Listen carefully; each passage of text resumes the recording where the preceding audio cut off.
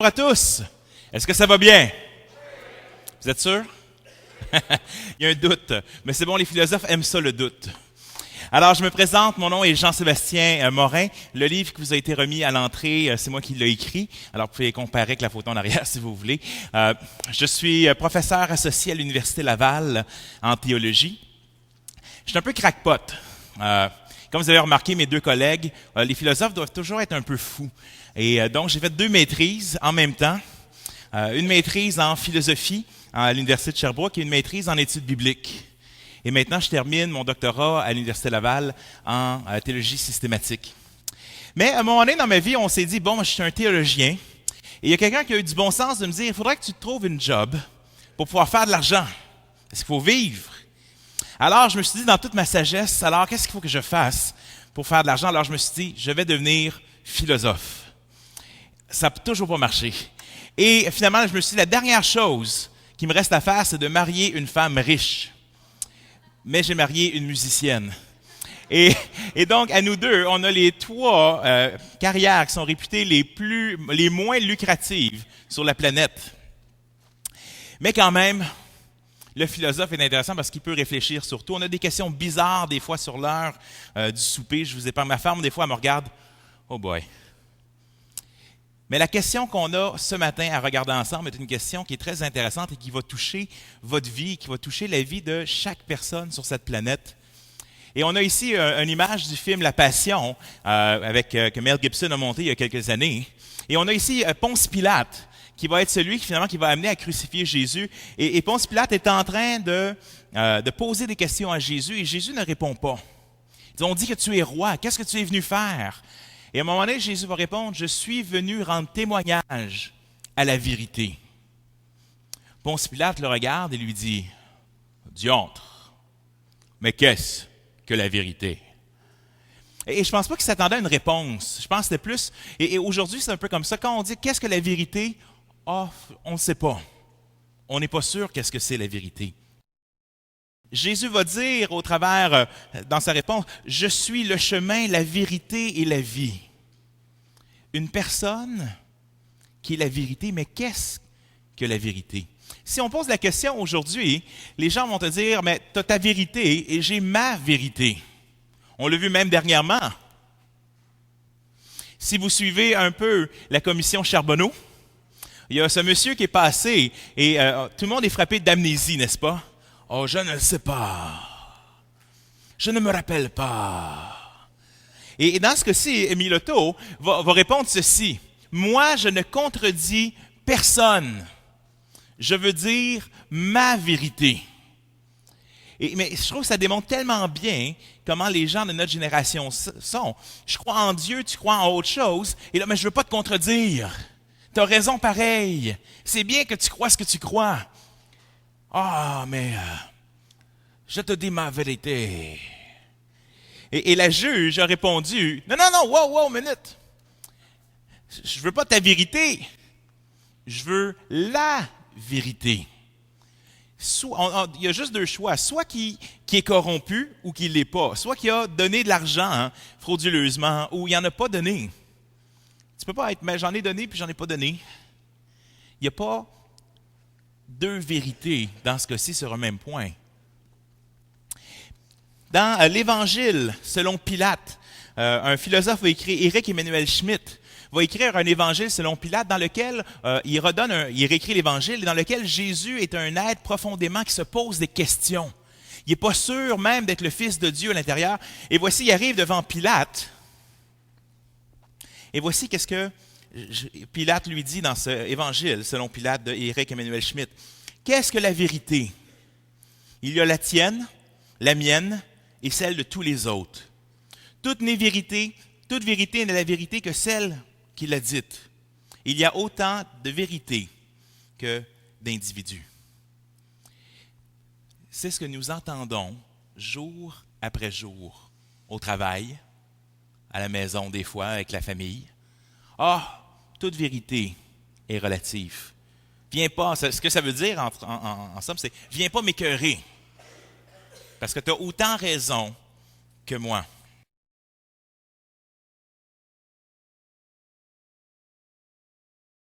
Mais la question de Pilate, qu'est-ce que la vérité? On peut y répondre en deux temps.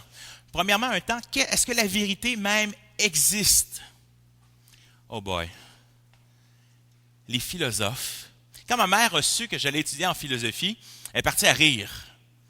Parce que la seule chose qu'elle se rappelait de ses cours de philosophie, c'est est-ce que la table existe? Est-ce que la table est vraiment là? Puis on a ce genre de sentiment un peu intérieur que les philosophes, ils se posent des questions inutiles. Parce que oui, on est là. Mais qu'est-ce que la vérité?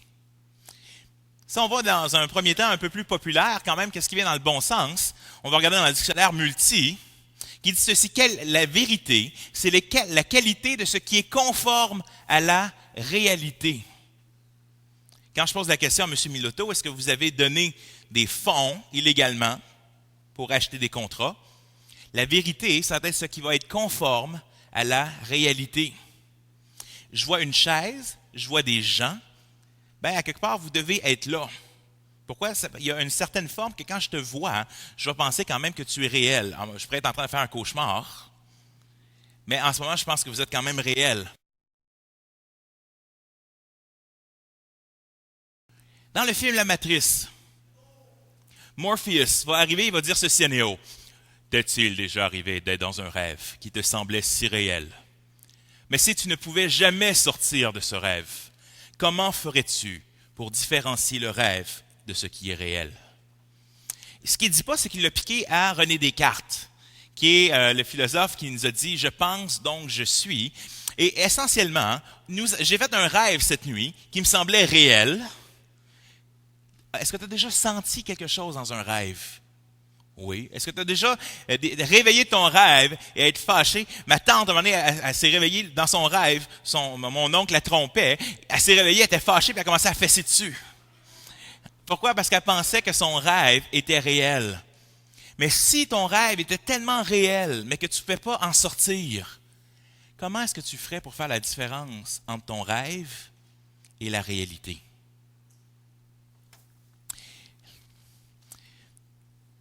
Il y a 4 positions sur la vérité ou la réalité. Quel est notre rapport à la réalité? Le premier, il n'est pas tenu par beaucoup de personnes, sauf peut-être Shirley MacLaine, qui était beaucoup dans le Nouvel Âge, qui s'appelle, oubliez le nom, c'est pas important, rappelez-vous la matrice, OK? Le solipsisme. Et le solipsisme, c'est la matrice. C'est grosso modo, en ce moment, il y a Israël Luc qui me regarde, mais en fait, on est juste des gens dans sa tête. On est dans son rêve à lui. Et donc, à quelque part, on pourrait tout simplement être dans un cerveau, dans un bocal à quelque part, ou plugué dans une matrice, puis ne pas exister. Si tu étais un personnage dans un roman, comment est-ce que tu ferais pour savoir que tu es un personnage dans un roman? Tu peux pas. Alors, si c'est la réalité, si c'est ça, en voulant dire, si on est juste le figment de l'imagination de quelqu'un, je ne peux rien savoir de la réalité. Alors, ce qu'on va dire, mais regarde, de toute façon, si c'est ça la réalité, on ne peut pas le savoir. Alors, tassons cette hypothèse-là de côté, parce que dans le fond, ça semble assez farfelu et ça va contre ce qu'on voit dans la vie de tous les jours. Si tu veux savoir si tu existes, donne-toi une baffe, ou en fait, peut-être donner une baffe à votre voisin, et regardez vos factures qui sont à la maison. Généralement, c'est un bon indicateur de la réalité. Donc, le solipsisme, on est plugué dans une matrice, mais il y a quelque chose dans tout ça qui nous dit que c'est pas vrai, non, on existe réellement et on est là. Mais la question demeure, quel est mon rapport avec la réalité? Une première, peut-être la perspective dominante sur la réalité ou la vérité jusqu'au 19e siècle, c'est ce qu'on appelle la vérité correspondance, ou en anglais, what you see is what you get. Je te vois, la réalité, c'est ça.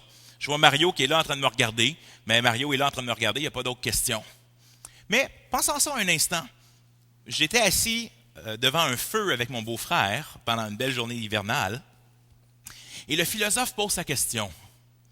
Charles, de quelle couleur tu vois le feu? Ben là, il est orange. Mais savez-vous que chaque personne, on ne voit pas les couleurs exactement pareilles? Un daltonien ne verra pas du tout la couleur de la même façon que toi sur certaines choses. Mais chacun d'entre nous, par nos sens, pourquoi est-ce que les femmes sont toujours là, « Ah, j'ai froid », puis les hommes sont là, « J'ai chaud ». Parce qu'on a des sens différents. On perçoit la réalité de façon différente. Alors, je me suis assis avec mon beau-frère, mais on s'entend tous les deux que c'est orange. Mais pourtant, on voit le orange un peu différemment. Bien, la réalité, c'est quoi? C'est quoi la bonne réponse? Combien orange est ceci et ce feu? Mais un des problèmes que la vérité correspondance complète crée est celle-ci. La mouche voit en 2 dimensions. C'est comme si elle joue au Nintendo 8-bit toute sa vie. La mouche voit en 2 dimensions. Nous voyons en 3 dimensions. Qui a la véritable perspective sur la réalité? La mouche ou moi? Pourtant, la mouche, comme on le voit, elle est très habile. Il y a juste M. Miyagi qui est capable de l'attraper au vol. Elle fonctionne bien. Elle réussit à vivre. Et qu'est-ce qui me dit, qui est moi qui est un être tridimensionnel, qu'il n'y a pas un être ou un autre quelque chose dans l'univers qui voit en 4 dimensions, ou 5 ou 6, ou en plus de perceptions que je peux avoir? Ce que ça me dit, c'est que ce n'est pas une vérité correspondance complète. La mouche, elle voit son monde en 2 dimensions, puis elle se dit, c'est ça la réalité. Moi, je vois mon monde en 3 dimensions, je me dis, c'est ça la réalité. Mais on se dit à quelque part, il doit y avoir, oui, ça fonctionne, mais il y a un domaine que ça ne cadre pas à 100%. Il doit y avoir plus. Pascal qui disait, l'essentiel est invisible pour les yeux. Si la vérité est correspondance complète, alors ce que je ne peux pas sentir, comme l'humanisme que Benoît nous montrait hier, tout ce qui est en dehors de mes sens n'existe pas. Or, comme Descartes disait, je sais que je ne me suis pas auto-créé. Il doit y avoir quelque chose de plus grand que moi. Donc, la vérité n'est peut-être pas correspondance. Donc, on a eu la matrice, le solipsisme, où tout est une illusion, ou presque, ou dans notre tête. La vérité correspondance, qui est ce rapport que ce que je vois, what I see is what I get. Donc, je vois ce qui est là et la vérité est comme ça, mais le problème, c'est que ça limite la vérité à mes sens. Une autre perspective qu'on voit quand même assez souvent est cette image qu'on appelle la fable de l'éléphant. Vous avez peut-être déjà entendu ceci. On met 5 hommes, normalement des fois on leur met des bandeaux, et on les fait toucher des parties d'éléphants différents. Et on les fait se partager. Un dit « Oh, l'éléphant est comme un grand arbre ». Mais là, un autre, l'éléphant est comme pas l'éléphant, mais la réalité est comme un fouet. Et l'autre dit « Non, mais c'est comme une grande porte de grange ». Et chaque personne se parle parce que dépendamment de où ce qu'il touche, et on va avoir une perception différente de l'éléphant. Et les gens utilisent cette image-là pour dire toutes les différentes religions ont le même Dieu, mais c'est qu'ils ont une perspective différente sur Dieu. Donc, ils ne sont pas fausses. C'est juste relatif à la place que tu touches l'éléphant. On nous dit exactement la même chose. Dans un sens, on prend la mouche. La mouche voit en 2 dimensions seulement. Elle va voir l'éléphant, mais elle ne le voit pas comme moi. Elle va avoir une autre description de l'éléphant. Mais on arrive avec ça à ce qu'on appelle un relativisme doux ou un relativisme mou. Et on verra le relativisme un peu plus le dur plus tard, mais le relativisme mou n'est pas en train de dire il n'y a pas de vérité.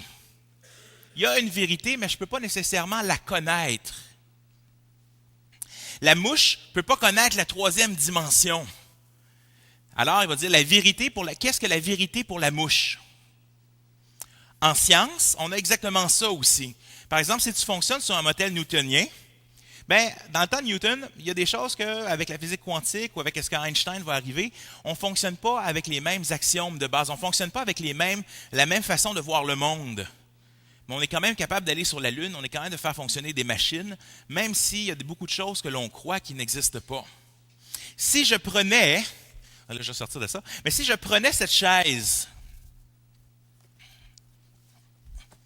et que je décidais de la brûler, ce ne serait pas bon pour l'environnement, Mais deux, les anciens te diraient, il n'y a pas si longtemps, on disait que la chaise était remplie. Pourquoi est-ce que les choses brûlent? En deuxième année, vous prenez vos enfants qui sont en deuxième année et tu poses la question, pourquoi, par exemple, je mets un morceau de papier en dessous d'une cloche et pourquoi est-ce qu'il arrête de brûler? Qu'est-ce qu'on répond? Plus d'air, pas l'oxygène. Mais en deuxième année, nous, on sait ça. Sauf que pendant, il n'y a pas si longtemps, on croyait que dans tous les objets, il y avait quelque chose qu'on appelait le phlogiston, qui, grosso modo, c'est un genre de matière qui est partagée dans tous les êtres. Et quand tu as plus de phlogiston en toi, tu arrêtes de brûler. Alors, pourquoi est-ce que certains items vont brûler plus longtemps que d'autres? C'est parce qu'il y a du phlogiston, plus ou moins, dans la chose. Est-ce que le phlogiston existe? Probablement pas. Mais, par contre, eux, ils fonctionnaient avec cette hypothèse-là. Et à partir de cette hypothèse-là, ils ont quand même réussi à dire que certaines choses ils sont quand même capables de prédire que certaines choses vont brûler plus longtemps que d'autres. Sous la base d'une fausse hypothèse. Donc, et aujourd'hui, la science, de façon générale, c'est ce qu'on appelle, une bonne façon de regarder, c'est la science est falsificationniste. C'est-à-dire, on essaie de fausser le résultat. C'est pas qu'on est proche de la vérité, c'est qu'on sait celles qui ne sont pas vraies. C'est-à-dire, je vous donne un exemple, il y a pas si longtemps que ça, si on voulait guérir quelqu'un, on faisait la saignée. Aujourd'hui, la saignée, pas une bonne idée. Pourquoi? Parce qu'on a appris que dans le fond, ça tuait plus de gens que ça les aidait. Ben, ça les aidait pas du tout. Mais la réalité, c'est qu'on avait une théorie, la saignée aide les gens. La science avance et se rend compte, la saignée n'aide pas les gens. La science n'a pas changé dans un sens, parce que la vérité, c'est que même dans le temps qu'on saignait, ça n'aidait pas plus les gens. On a découvert que ça n'aidait pas les gens. La science, c'est l'avancement du savoir, pas nécessairement de la vérité, mais on va de fausseté en meilleure fausseté. Jusqu'à temps, mais on a une science qui réussit à faire fonctionner les choses. Et ça, c'est la différence. Donc, j'ai une théorie qui est fausse, mais où en ce moment, j'ai une théorie dominante, puis on va l'attaquer jusqu'à temps qu'elle va être détruite et on prouve qu'elle est fausse. Et là, on va passer à une autre théorie. La Terre est plate? Quand ils croyaient que la Terre était plate, est-ce que la Terre était plate? Non. Elle était toujours ronde. Sauf que l'idée, c'est qu'à un moment donné, il y en a une couple qui ont commencé à réfléchir, puis ont avancé une théorie, puis on a prouvé que la Terre n'était pas plate. Mais nos croyances actuelles sont des hypothèses pour la majeure partie, et le rôle de la science, c'est de les mettre en test. Et sous toute probabilité, les croyances d'aujourd'hui ne seront pas les croyances de demain. On va partager certaines choses, et on va avoir découvert qu'on faisait des fois des bonnes choses, mais pour les mauvaises raisons. Mais donc, on a un relativisme mou. Le relativisme mou, ce n'est pas que tout se vaut, parce que peu importe comment tu te pitches en bas du pont Jacques-Cartier, tu vas tomber en bas. Il y a des lois qui demeurent là, peu importe ce que tu crois à propos de ces lois-là. Donc, il y a des règles, mais je ne peux pas connaître en dehors de mes sens. Peut-être qu'il y a un Dieu, disent-ils, mais si c'est vrai, je ne le vois pas, je ne le sens pas, je ne l'entends pas. Il est en dehors de ma capacité de toucher. Alors, j'ai notre vérité. On est une gang ensemble. J'ai notre vérité et elle fonctionne dans ce cadre-là. Et la science, au travers des époques, fonctionne aussi dans une certaine limite, aussi dans ce relativisme doux. Il y a un relativisme dur. Et ça, quand on parle de relativisme, c'est souvent le relativisme qu'on entend parler de tous les jours. Vous allez au travail, toute vérité est relative. Toute vérité est relative, c'est-à-dire c'est relatif à chaque individu. Mais pensons-y un instant. Toute vérité est relative. Pour moi, une indexation, ce n'est pas une hausse. Un exemple frappant d'un relativisme. Vous dites, non, vous me dites, on veut pas de hausse. Et Mme Marois, ben non, je vous en donne pas de hausse. Non, mais ton indexation, c'est une hausse. Non, c'est pas une hausse. C'est pas ça que moi je veux dire. Et ça nous rappelle en fait une histoire écrite dans les années 1800, avec Humpty Dumpty et Alice. Et Humpty Dumpty parle avec Alice et ils ne réussissent pas à s'entendre parce que Humpty Dumpty réussit toujours à changer le sens des mots qu'il utilise, comme Mme Marois avec la hausse. Quand j'emploie un mot, dit Humpty Dumpty, d'un ton de supériorité, il signifie juste ce que je veux qu'il signifie, ni plus, ni moins. Alors Alice répond, mais il s'agit de savoir si vous pouvez faire dire aux mots tellement de choses différentes. Il s'agit en fait de savoir, dit Humpty Dumpty, qui doit être le maître. C'est tout. Le maître, c'est moi. Non mais, non mais, ultimement, hein, le problème avec ça, c'est que dès que chaque personne peut donner la définition qu'il veut au mot, il n'y a plus de dialogue possible. Si je pose la question à quelqu'un, est-ce que tu as arrêté de battre ta femme? Mais que lui donner une coupe de baffe, c'est pas battre, il va me dire oui, alors peut-être qu'il est encore en train de battre sa femme. Je ne peux pas faire dire ce que je veux aux mots. On retrouve ça assez lointain aussi. Socrate, un des plus grands philosophes grecs, avait ce même discours avec un sophiste du nom de Protagoras. Toute vérité relative, c'est lui qui l'a dit en premier. Et il a dit ça d'une façon plus éloquente. L'homme est la mesure de toute chose. Sauf que le problème, c'est quel homme va décider. Si Dieu n'existe pas, qui est pour te dire que ce qui est bien et ce qui est mal? Ben, le viol, c'est mal. Pourquoi? Ben, c'est mal, ça viole une personne. Mais le violeur, lui, ou la personne qui est détraquée, puis qui pense que c'est une bonne chose, si toutes les vérités se valent, il y a autant raison que toi. Si toute vérité se vaut, j'ai fait ma maîtrise en philosophie sur l'idée, est-ce que, en tant que professeur en milieu scolaire, est-ce qu'on peut partager nos valeurs, qu'elles soient philosophiques ou religieuses, avec les élèves? Et tous les accommodements raisonnables et tout ça, c'est une question quand même assez d'actualité. Et donc, une de mes choses, c'était, est-ce qu'il y a une vérité? Et avec mon professeur, qui n'est pas un chrétien, il disait, mais dans le fond, il dit, écoutez, il n'y a pas de vérité, il y a des valeurs. Une valeur, c'est ce qui te pousse à l'action. Si je crois à faire du bien, ça va être assez me motiver pour faire le bien. Une valeur, c'est ce qui te pousse à l'action. Pourquoi est-ce que tu t'impliques dans certaines choses et pas dans d'autres? C'est parce que ces choses-là, tu les as à cœur. Mais j'ai posé une question à mon professeur. Je dis, est-ce que ça existe des mauvaises valeurs? Parce que dans notre société, on a remplacé le mot vérité par valeur. J'ai mes valeurs et tu as tes valeurs. Parce que vérité, ça a un lien trop fort avec réalité. Alors on dit, tu as des valeurs, j'ai mes valeurs, mais est-ce que ça existe des mauvaises valeurs? Hitler, une de ses valeurs, c'était la supériorité de la race aryenne. C'est une valeur, ça l'a poussé en action, mais pas à peu près. Mais est-ce que c'est une bonne ou une mauvaise valeur? Et dans la moralité, dès qu'on pose la question et qu'on s'assoit réellement, puis qu'on se dit que toute valeur est relative, on s'en rend compte que ce n'est pas vrai dès que ça commence à nous faire mal. Dès qu'on commence à venir nous attaquer, qu'on vient violer nos femmes et nos enfants, qu'on vient nous voler. Comme Benoît disait hier, on parle constamment de justice et d'injustice. Mais s'il n'y a pas de valeur réelle, je peux voler l'impôt, pas de problème. La seule chose, c'est qu'il ne faut pas que je me fasse prendre. Mais est-ce que c'est bien ou mal? Non. S'il n'y a pas de valeur particulière qui est donnée par quelque chose, aujourd'hui, l'entièreté de notre moralité repose sur le fait que nous sommes tous égaux. Pourquoi est-ce que je ne devrais pas tuer? Pourquoi je devrais avoir du respect? Pourquoi est-ce qu'on devrait avoir une société juste et équitable? Parce que nous sommes égaux. Le Doc Mayou croit que c'est faux. Nous ne sommes pas tous égaux. Vous vous rappelez, il a été amené devant le Collège des médecins, puis en procès, puis l'Association des Noirs de Montréal-Nord a amené la société à dire non, il a dit que les Noirs étaient inférieurs aux autres. On l'a amené en procès parce que pourquoi c'est sacro-saint cette idée que nous sommes tous égaux. Mais si notre raison d'origine, si on vient d'un accident,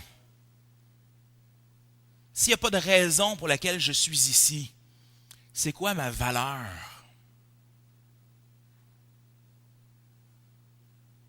Est-ce que tu as de la peine quand tu arrives à un maringouin l'été? Pow! Non, on est content. As-tu vu ça? Il a explosé, puis ça fait...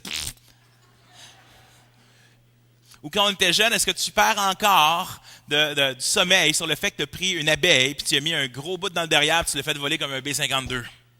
Ben non, c'est une abeille. La valeur que tu accordes à un moustique, elle n'est pas très, très grande.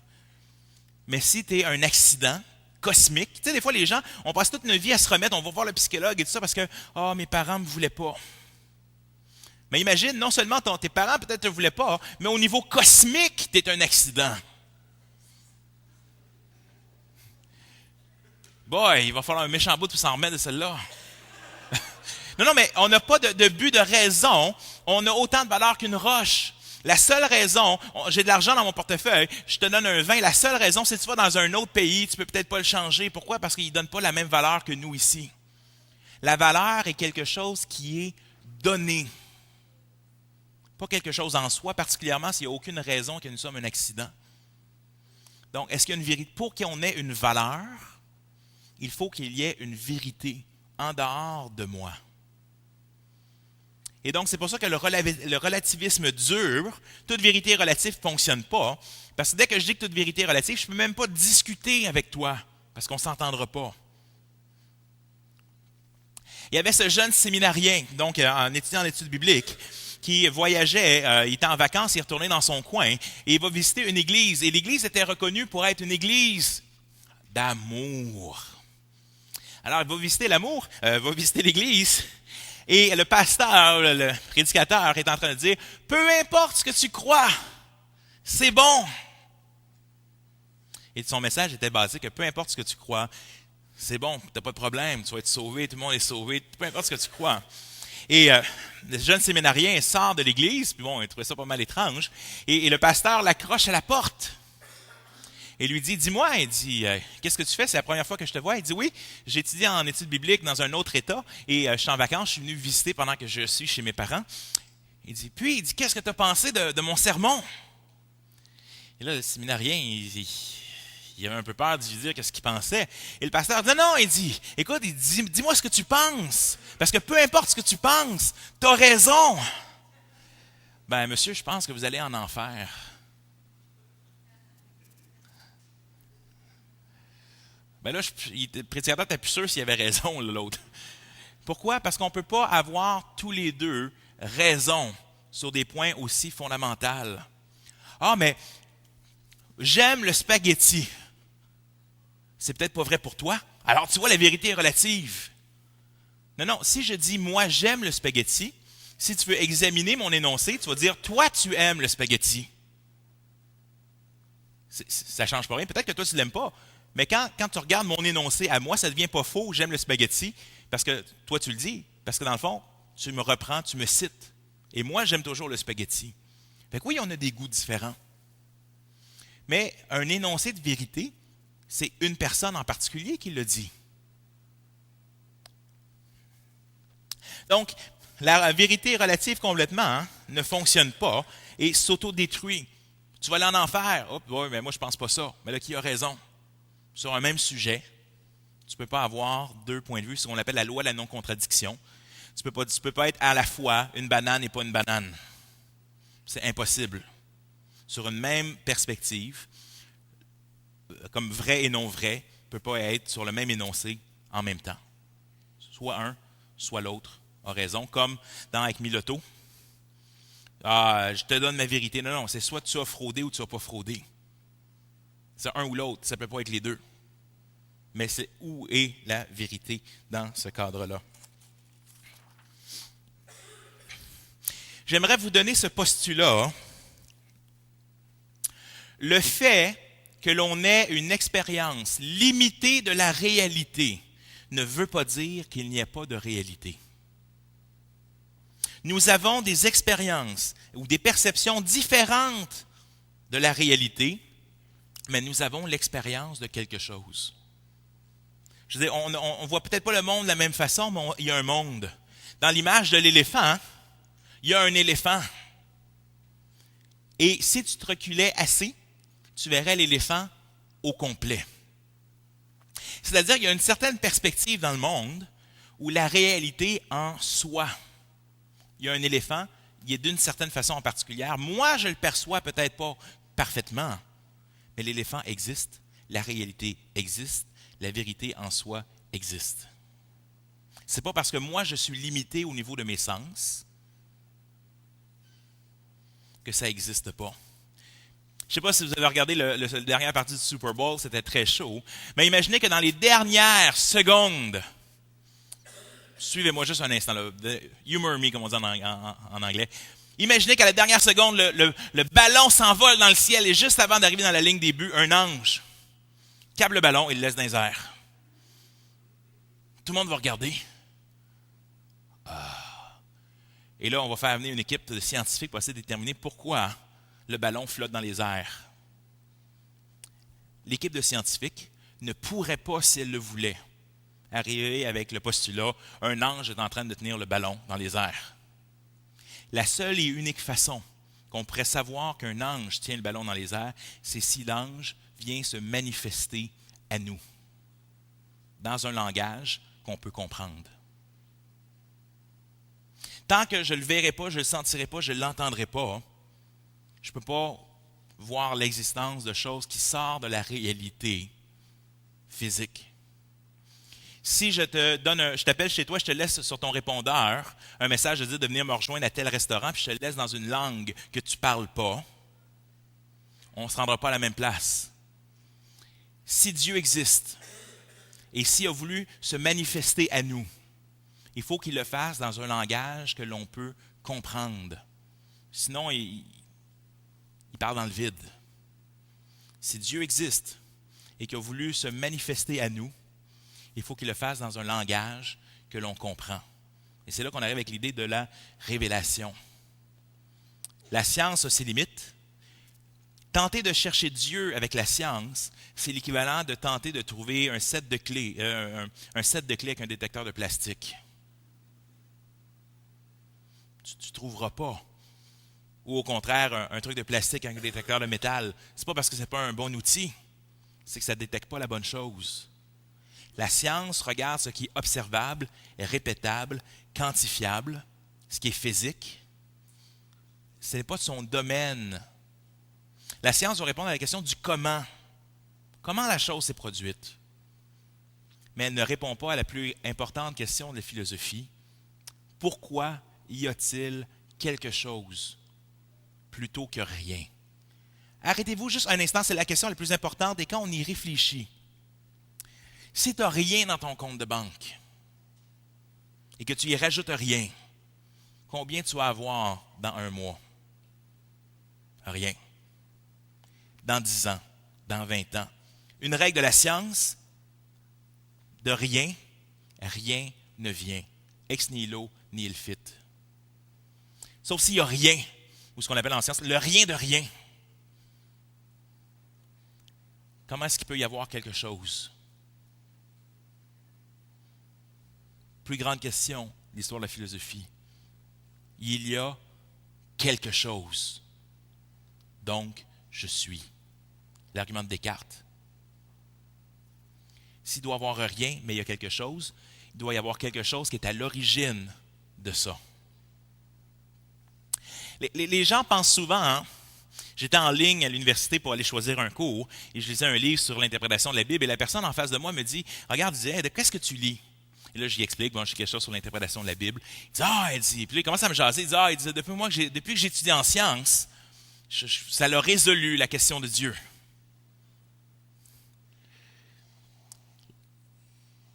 Ça ne résout toujours pas d'où ce qu'on vient. Pourquoi y a-t-il quelque chose? Pensons-y un instant.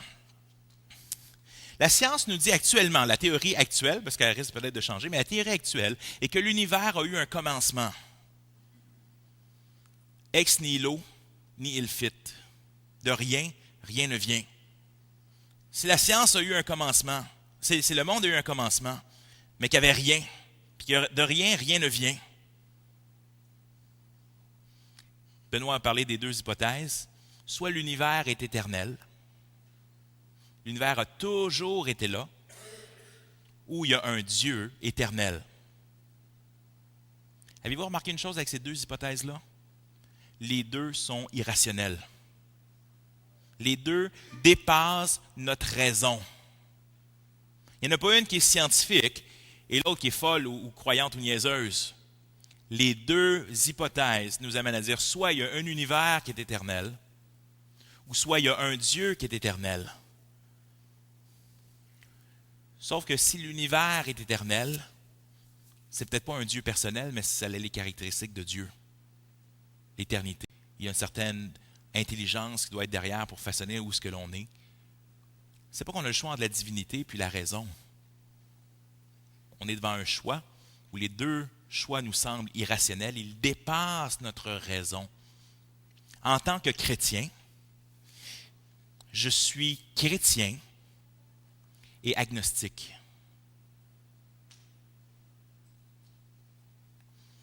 Je répète, je suis à la fois chrétien et agnostique. Qu'est-ce que l'agnostique? L'agnostique A, privatif, qui veut dire ne pas. Gnostique, connaissance. Je ne connais pas ou je ne sais pas. Deutéronome 29, 29, les choses qui sont cachées sont réservées à l'Éternel. Il y a des choses que Dieu ne nous révèle pas, que l'on ne sait pas. Je n'ai pas, en tant que chrétien, toute la connaissance. Il y a des choses que je ne comprends pas et que je ne comprendrai peut-être jamais. Je suis agnostique parce que je réalise qu'il y a des choses que je ne connais pas. Mais aujourd'hui, quand quelqu'un dit « je suis agnostique », il veut dire « ah, on ne peut pas savoir ».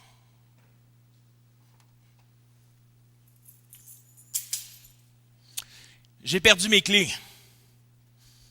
Mais je m'en vais les chercher par là. Puis quelqu'un me dit « est-ce que tu es sûr que tu les as perdues ici? » Non, je pense que je les ai perdues là-bas. Mais pourquoi tu ne vas pas chercher là-bas? Je sais qu'ils ne sont pas là-bas. On n'a pas déjà dit ça, hein? Chérie, je sais que ce n'est pas dans la voiture ou je sais que ce n'est pas dans la maison. C'est là pareil.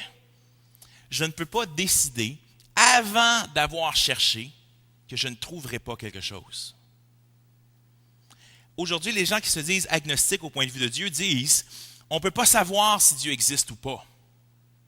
Mais si Dieu ne se révèle pas à nous, on ne peut pas savoir, il est en dehors de nos sens. Mais si Dieu s'est révélé à nous, alors on doit penser qu'il s'est révélé à nous et qu'il s'est révélé dans une façon qu'on va le comprendre. Donc, je peux rechercher par la raison et par les autres choses qu'il m'a données pour voir les preuves. Si ton voisin t'arrive et dit « crois en Paf le chien », c'est qui Paf le chien? C'est mon chien, je veux dire, il est sorti de la cour, il y avait un truck qui est passé, puis paf le chien. Mais il s'est relevé. Il est le sauveur de l'humanité. Well, peut-être falloir un peu plus que ça. Est-ce que quelqu'un l'a vu se relever? Y a-t-il une grosse musique, une trompette? Y a-t-il d'autres choses? On va demander des évidences. Mais la Bible nous donne des évidences, ou du moins admet avoir des évidences. Ce personnage historique qu'on appelle Jésus, ils disent des prophéties claires, des centaines et des milliers d'années avant. Hein, on décrit des choses comme son lieu de naissance, sa date de naissance et plusieurs autres choses. Il est revenu d'entre les morts, il a fait des miracles. Ouais, mais des miracles, ça n'existe pas. Mais si Dieu venait sur terre, qu'est-ce que tu t'attendrais de lui? C'est s'il n'en faisait pas. Si je vous dis « Je suis Dieu », première chose, vous allez me dire « Prouve-le ». Regardez bien ça. Vous voyez la chaise, là? C'était trop vite, je ne l'avez pas vu. Non, mais vous allez demander une preuve qui n'est pas une gimmick.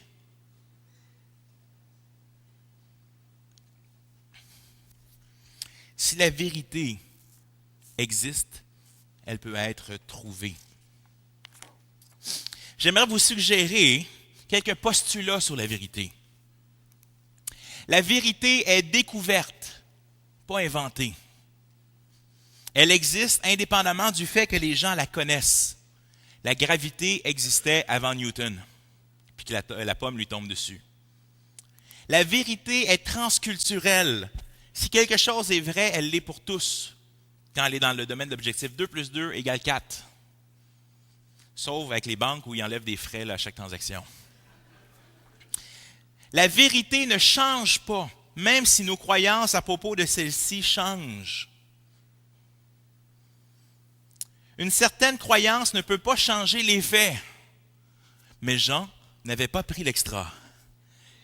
Peu importe ce qu'ils croient, tu peux arriver au bureau, au dépanneur, dire j'ai gagné, j'ai les bons numéros, mais si tu n'as pas pris l'extra, peu importe ce que tu crois, si tu es pogné dans un building en feu, puis que les pompiers sont en bas avec la trampoline, puis ils disent saute! Moi, je vais me poser une question avant. Est-ce qu'elle est solide? Puis s'il me dit, mais écoute, la normale est en réparation, puis on a sorti celle-là des boulamites, je pense que je vais tenter ma chance avec le feu. Pourquoi? Parce que même si je saute, je crois, pow! Je vais être frappé par la réalité du plancher. Peu importe ma foi, l'important dans la vie, ce n'est pas la foi. C'est l'objet de ma foi. Dans quoi est-ce que j'ai mis ma confiance? Est-ce que ça, c'est digne de confiance? Donc, la vérité, une certaine croyance ne change pas les faits. Le jour où tu meurs, le musulman ne va pas arriver devant Allah, le chrétien devant Jésus, le bouddhiste va se fondre dans l'infini, puis l'athée va juste dormir. On ne façonne pas la réalité. La vérité n'est pas affectée par l'attitude des gens qui la professent. Un arrogant ne change pas la vérité en mensonge. Trop souvent, les chrétiens, au travers de l'histoire, ont été arrogants. Mais malgré le fait, leur arrogance ne fait pas que leur vérité, s'il y en a une, n'est pas vraie pour autant. Vous savez, notre sens nous dit que dans notre expérience du réel, on s'attend à la vérité dans une enquête pour meurtre. J'ai juste une question, madame, une dernière question. On s'attend à trouver la vérité dans une enquête pour meurtre. Quand le professeur corrige notre travail, j'ai un étudiant cette semaine qui m'a envoyé une note et qui m'a dit « Écoute, j'aimerais ça que tu revises ma note. » Puis il m'a donné des raisons pour lesquelles je devrais réviser sa note. Mais il s'attend à être traité selon la vérité de son travail. Mais peut-être que dans son cas, je vais dire que la vérité de son travail méritait la note qu'il a eue. Pourquoi? Parce que son travail est un travail objectif qu'il m'a remis, mais on s'attend qu'on soit traité selon la vérité et pas selon l'intention du prof ou son bon moment. Oh, lui, je l'aime pas. Non, on s'attend qu'on soit traité de façon objective. Quand on fait réparer notre voiture, la majorité d'entre nous, on ne sait pas si ce que notre garagiste nous dit est bien ou pas. J'ai un ami pasteur qui est arrivé au garagiste puis il a dit, écoute, moi je suis chrétien. Puis il dit, si tu as un bon travail avec moi, je le dis à toute ma gang. Pourquoi? Parce que c'était une façon de dire, mais regarde, on jase à d'autres quand on trouve une bonne personne, puis ils sont devenus des bons amis. Mais on s'attend à ce qu'on se fasse dire la vérité. Mais comment JE ou d'autres vont démontrer que souvent, on va trouver les garagistes trouvent des problèmes qu'on n'a pas. On s'attend à la vérité de la part du docteur. Dernièrement, j'entendais parler de quelqu'un qui s'était fait annoncer le cancer et ce n'était pas vrai. Ils se sont trompés. Je peux vous dire que la personne a vécu de façon très difficile plusieurs mois. Et encore plus, elle a suivi des traitements, alors pour quelque chose qu'elle n'avait pas. On s'attend à la vérité. Dans nos relations amoureuses, on s'attend à la vérité. Sinon, on se sent trompé. Mais on ne s'attend plus à la vérité de certaines choses. La publicité, par exemple. La politique.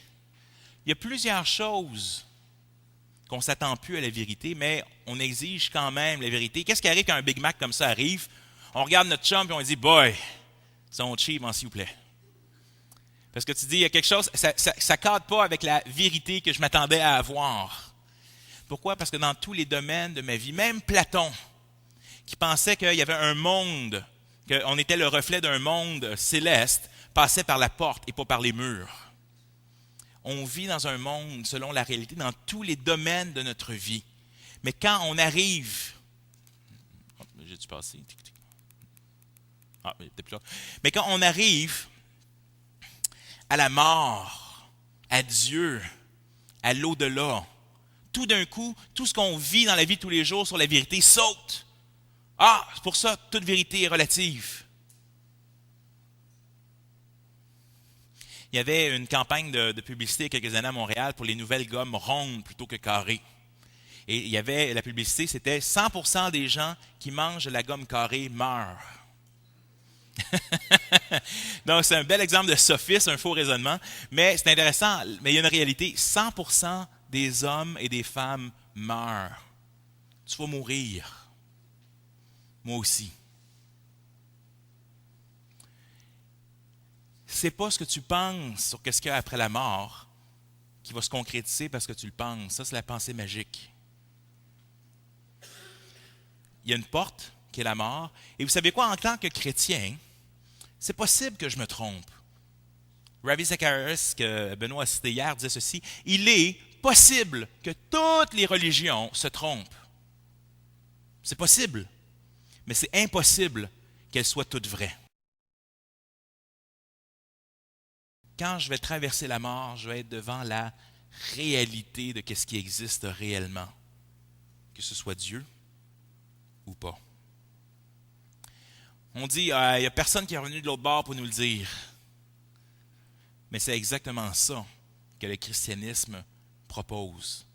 Que Jésus de Nazareth, Dieu lui-même, est venu sur terre, a vécu une vie exemplaire, est mort sur la croix, est descendu au séjour des morts, et est revenu à la vie. Il est revenu de l'autre bord pour nous le dire. La question à se poser, est-ce qu'il est vraiment revenu de l'autre bord? Comment on fait pour le savoir?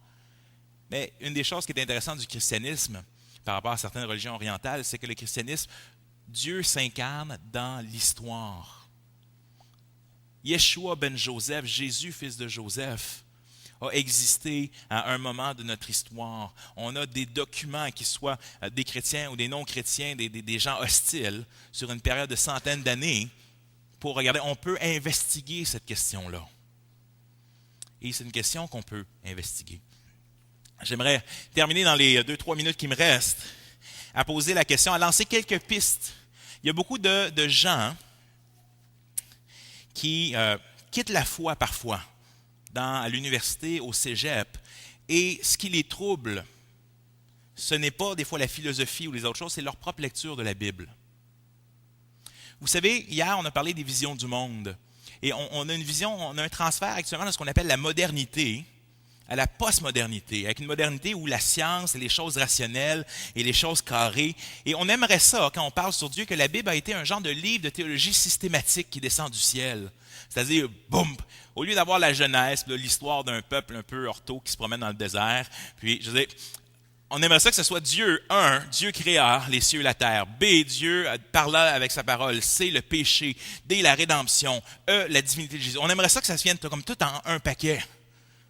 Pourquoi? Parce qu'on est des modernes et on aime ça que tout soit bien mis. Mais beaucoup de nos jeunes universitaires et collégiaux rentrent dans une conception qui est de plus en plus postmoderne, qui est un dépassement de la vérité propositionnelle. La postmodernité se rend compte aussi de ce qu'on appelle l'échec de la science. La physique quantique nous amène à un genre de mur pour l'instant qui nous montre que dans l'infiniment petit, on frappe un mur et on regarde, boy. Et là, c'est rendu les scientifiques qui se posent la question, est-ce que le chat est vraiment là? Et on se pose la question, la théorie des cordes, on a plein de choses. On commence à postuler des mondes parallèles, on postule plein de choses. Mais dans un monde scientifique, on comprend de moins en moins. Donc, l'échec de la science et plusieurs choses font que le postmodernisme amène les gens à chercher un sens dans le monde qui est au-delà de la science et qui regarde à quelque chose qui parle. Les histoires, pourquoi est-ce que les histoires comme le Seigneur des Anneaux, Harry Potter et tout ça résonnent tant avec les gens? C'est que ça répond à quelque chose. On cherche une origine pour donner un sens à notre vie. Mais la Bible est la vérité. Du moins, c'est ce qu'on postule en tant que chrétien. Mais qu'est-ce que la vérité? Qu'est-ce qu'on doit s'attendre comme vérité? Quand Jésus raconte une parabole, est-ce qu'on s'attend que les personnes dans la parabole sont des vraies personnes? Non. Il raconte une histoire. Il raconte une histoire pour t'enseigner une vérité, pour t'enseigner quelque chose. Si tu poses la question à Jésus, qu'est-ce que le royaume de Dieu est semblable à? Nous, on aimerait ça amener un PowerPoint. Puis, on va sortir de la Bible tous les versets qui parlent de quoi avoir l'air le royaume de Dieu, puis on va essayer de te donner une image. Mais Jésus, qu'est-ce qu'il fait? Il nous donne une série d'images. Qu'est-ce que le royaume de Dieu? Je vais te raconter une histoire. Qu'est-ce qu'une histoire? Tu écoutes une histoire, tu es touché. Tu es impacté. Il y a une image qui t'est restée. Ça t'a fait pleurer, ça t'a ému, ça t'a amené plus loin. Puis ça te montre une facette du cœur de Dieu. On doit pas tout, et notre façon, et c'est un peu maladif, et c'est pour ça que beaucoup finissent par quitter, parce qu'on finit par poser plein de questions au texte que le texte lui-même ne se pose pas. Par exemple, je sais pas, on regarde la question de la chronologie, tu regardes les 4 évangiles, puis c'est pas toutes les mêmes chronologies. Par exemple, il y a une erreur. Mais à l'époque, pour des Juifs, la chronologie, comme nous, on l'entend, nous, il y a une tuerie dans une école, Journal de Montréal, 15h02, les policiers sortaient du Duncan, ils ont vu un gars rentrer.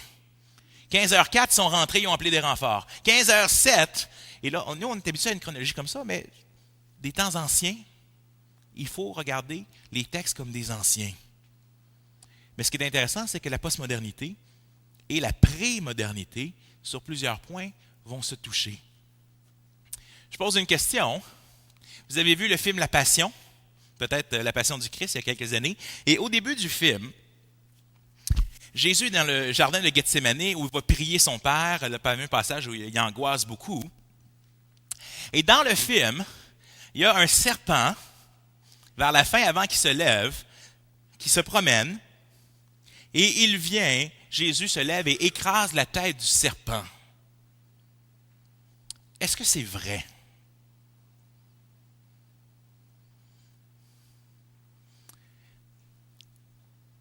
Historiquement, non.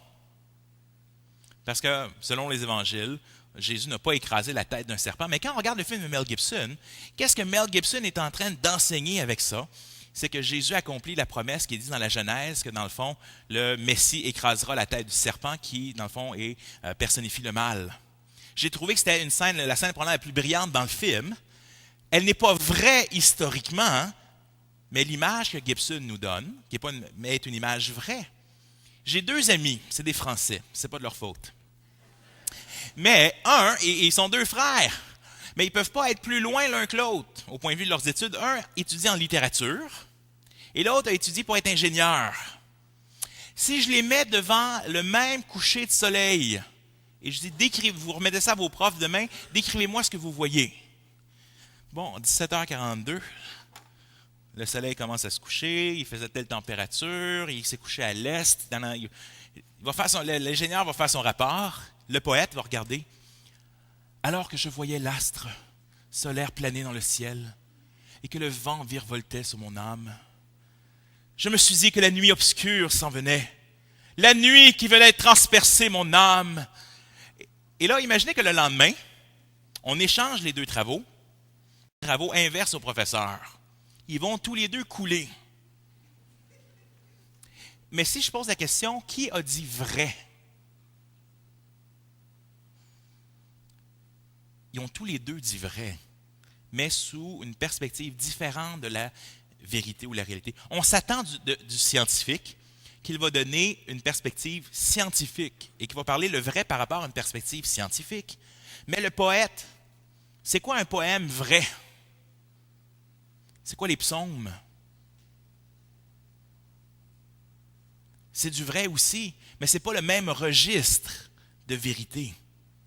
Alors oui, l'ensemble de la Bible est vrai, mais il faut s'arrêter, puis pas tout lire la Bible comme si c'était un livre de science d'un A à Z, mais de réaliser quel type de littérature à ce moment-là je suis en train de lire. Si c'est de la poésie, si c'est un récit plus historique, le lire comme un récit historique, si c'est une image symbolique comme une parabole, le comprendre comme une parabole. Et je vous disais, en le lisant comme ça et en réalisant ceci, la Bible va devenir un livre qui nous parle peut-être beaucoup plus en tant qu'une culture postmoderne, et qu'on va devenir moins mal à l'aise. Quand Calvin parlait, je termine avec ça, Jean Calvin, un grand réformateur protestant français, encore, mais quand on est dans l'Écriture, c'est marqué que le peuple d'Israël fait une prière à Dieu, et Dieu arrête le soleil pendant une bataille. Mais là, nous, on lit ça, et on dit, ben là, voyons donc, Dieu n'a pas arrêté le soleil dans le ciel de bouger, parce que c'est la terre qui tourne autour du soleil, tout le monde sait ça. Mais Dieu fait ce qu'on appelle, Calvin va parler que Dieu fait de l'accommodation. La Bible est la parole de Dieu dans les langages des hommes d'une certaine époque. Alors, on dit, dans la Bible, tu vois les choses, comme le poète qui regarde, la description des choses sont faites de la perspective des yeux des Israélites de l'époque. Imaginez à toutes les fois qu'ils disent « Ah, mais là, il ne s'est pas vraiment arrêté, mais écoute, la rotation, finalement, c'est la Terre a arrêté de tourner parce que vous savez que le Soleil, ce n'est pas l'intention, ce n'est pas le but. Le but du texte n'est pas de tromper, c'est tout simplement que Dieu aurait dit aux Israélites que c'était la Terre qui tourne autour du Soleil. Il n'aurait pas passé son message, il n'aurait pas compris de quoi il parlait. Ce n'était pas le but de Dieu de dire à ce moment-là, par un énoncé scientifique. Il dit, regarde, Dieu a répondu à sa promesse, voici un signe que l'Éternel a fait, et on continue.